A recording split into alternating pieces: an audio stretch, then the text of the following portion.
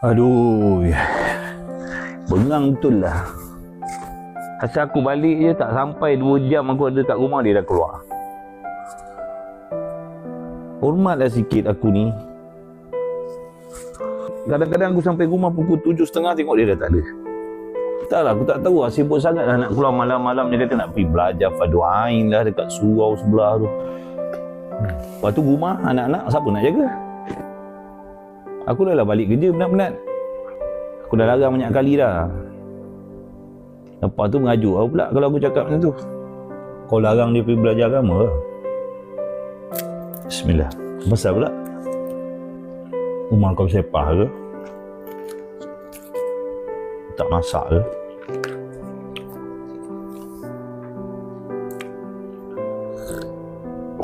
Cuba cerita. Bukanlah rumah bersepah, tapi tugas bini kan dekat rumah. Layan suami, bagi anak-anak makan. Yang dia pergi kata-kata nak keluar pergi surau lah, masjid lah, macam aku tak ada. Lagipun tanggungjawab mengajar bini ni kan suami. Memang betul lah apa yang kau cakap tu. Tanggungjawab mengajar agama ni suami. Soalan ni sekarang ni, kau ada ajar tak isteri kau kat rumah? Ataupun sejak daripada kau awal kahwin sampailah anak kau dah 2-3 orang, kau buat tak tahu, kau ada ajar dia cara mandi wajib ke? Anak kau dah ramai, macam mana cara kau mandi wajib? Dia mesti nak kena tahu masalah haid, nifas, istihadah. Sebab benda tu semua melibatkan dengan solat. Mat, kau dengar sini. Kau sebenarnya betul lah, Mat, dapat bini yang ada kesedaran nak belajar agama.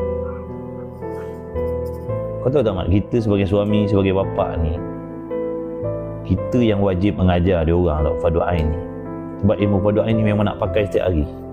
Cuba kau bayangkan macam mana ibadah yang bini kau buat tanpa dia tahu ilmu-ilmu ni. Besok kalau andai kata dia pendek umur, siapa yang nak tolong jawab dekat dalam kubur tu, Mat? Kau silap, kau dah kahwin lain. Macam mana bini kau nak menjawab soalan-soalan tu besok? Sedangkan cara dibuat tu salah. Kau yang tak ajar dia. Benarnya kau yang kena keluar ke masjid, cari ilmu fardu ain, jangan balik kau ajar anak bini kau. Itu sebenarnya tanggungjawab. Asalnya bini kau tak wajib keluar tau. Ustaz-ustaz yang kat luar tu tak wajib pun ajar bini kau. Kau sebagai suami. Sebab tu aku cakap, kau sangat-sangat bertuah tau. Bila bini kau sendiri dah ada kesedaran nak pergi belajar agama, yang kau pergi marah kenapa? Kau dah lah tak ajar dia. Apa kau ingat kau mentang-mentang suami kau boleh gunakan kuasa veto kau untuk halang bini kau nak buat kewajipan dia? Tak boleh. Sebab tu kau pun kena belajar. Yelah, memang betul lah tu apa yang aku cakap tu. Tapi aku kerja lah. Kadang-kadang lepas kerja biasa tu aku nak kena buat part time lagi. Balik badan dah penat. Tapi bang, aku rasa maruah aku tercalar tau. Bila dia keluar rumah pergi belajar fardu ain, apa orang cakap? Mestinya orang kampung jiran-jiran cakap aku ni suami yang tak tahu nak didik bini aku. Tu yang aku segan tu. Mat, kau dengar sini. Maruah kau bukan tercalar sebab isteri kau keluar pergi belajar fardu ain. Maruah kau lagi tercalar kalau kau biarkan bini kau dalam kejahilan, tak belajar agama. Sedangkan besok dekat akhirat kau yang nak kena tanya tau. Kau yang nak kena jawab semua. Ketaatan, kemaksiatan anak bini kau semua kau nak kena jawab. Kau sepatutnya sujud syukur ada bini yang macam tu. Setidak-tidaknya dia dah tolong meringankan tanggungjawab kau yang sebenarnya kau wajib ajar dia.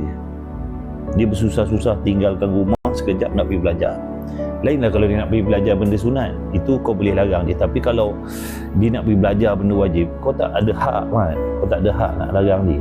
Dosa kau. Kau masuk dalam suami yang dayus, suami yang membiarkan isteri kau duduk dalam kejahilan. Kau tak ajar dia, lepas tu kau larang dia pula. Lepas tu kau malu jadi suami yang macam tu. Dia nak jadi isteri yang baik, Mat. Dia nak jadi ibu yang baik pada anak-anak dia. Sebab dia yang bertanggungjawab nak didik anak-anak kau dengan agama. Ya, kau sibuk keluar pergi pagi, balik petang. Kadang-kadang malam kau baru balik. Ni siapa nak ajar anak-anak kau, nak didik akhlak anak-anak kau? Bini kau lah. Sebab tu kau kena bersyukur kalau dia keluar rumah pergi belajar ilmu yang wajib. Sudah-sudahlah, Mat. balik ni kau minta maaf dengan dia, bagi dia sokongan, bagi dia gerakan. Lepas tu kalau ada masa nanti kau hantarlah dia kan, pergi sama-sama ke. Lagilah dia tambah semangat. Tidak silap dia rasa bertuah, rasa bersyukur dapat suami yang macam kau. Tapi betul lah apa yang Mak cakap tu. Aku ingatkan bila aku dah bagi nafkah, aku boleh kontrol dia, aku boleh larang dia, aku boleh marah dia ikut suka hati aku. Terima kasih abang Teguh. Aku rasa bersalah lah pula. Malam besok aku nak bawa dia